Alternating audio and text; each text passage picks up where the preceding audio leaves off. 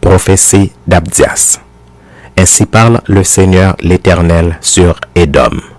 Nous avons appris une nouvelle de la part de l'Éternel et un messager a été envoyé parmi les nations. Levez-vous, marchons contre Édom pour lui faire la guerre. Voici, je te rendrai petit parmi les nations, tu seras l'objet du plus grand mépris. L'orgueil de ton cœur t'a égaré, toi qui habites le creux des rochers, qui t'assieds sur les hauteurs et qui dis en toi-même, qui me précipitera jusqu'à terre. Quand tu placerais ton nid aussi haut que celui de l'aigle, quand tu le placerais parmi les étoiles, je t'en précipiterai, dit l'Éternel.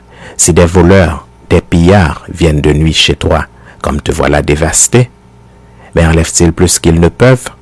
Si des vendangeurs viennent chez toi, ne laissent-ils rien à grappiller? Ah, comme Ésaü est fouillé, comme ses trésors sont découverts. Tous tes alliés t'ont chassé jusqu'à la frontière. Tes amis t'ont joué, t'ont dominé. Ceux qui mangeaient ton pain t'ont dressé des pièges et tu n'as pas su t'en apercevoir.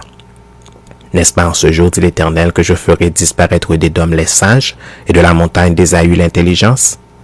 Tes guerriers, ô Théman, seront dans l'épouvante, car tous ceux de la montagne d'Ésaü périront dans le carnage, à cause de ta violence contre ton frère Jacob. Tu seras couvert de honte et tu seras exterminé pour toujours. Le jour où tu te tenais en face de lui, le jour où des étrangers emmenaient captive son armée, où des étrangers entraient dans ses portes et jetaient le sort sur Jérusalem, toi aussi tu étais comme l'un d'eux.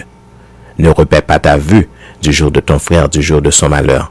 Ne te réjouis pas sur les enfants de Juda au jour de leur ruine, et n'ouvre pas une grande bouche au jour de la détresse. N'entre pas dans les portes de mon peuple au jour de sa ruine. Ne repais pas ta vue sur son malheur au jour de sa ruine, et ne porte pas la main sur ses richesses au jour de sa ruine. Ne te tiens pas au carrefour pour exterminer ses fuyards, et ne livre pas ses réchappés au jour de la détresse. Car le jour de l'Éternel est proche pour toutes les nations. Il te fera comme tu as fait.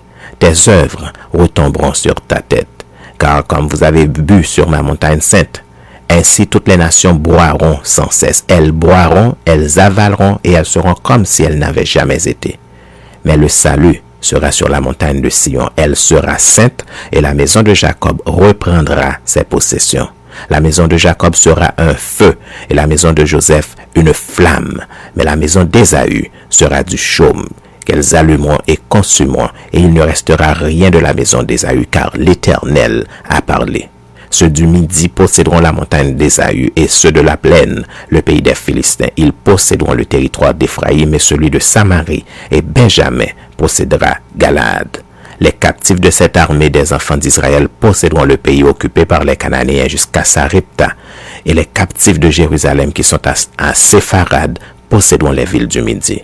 Des libérateurs monteront sur la montagne de Sion pour juger la montagne d'Ésaü, et à l'Éternel appartiendra le règne.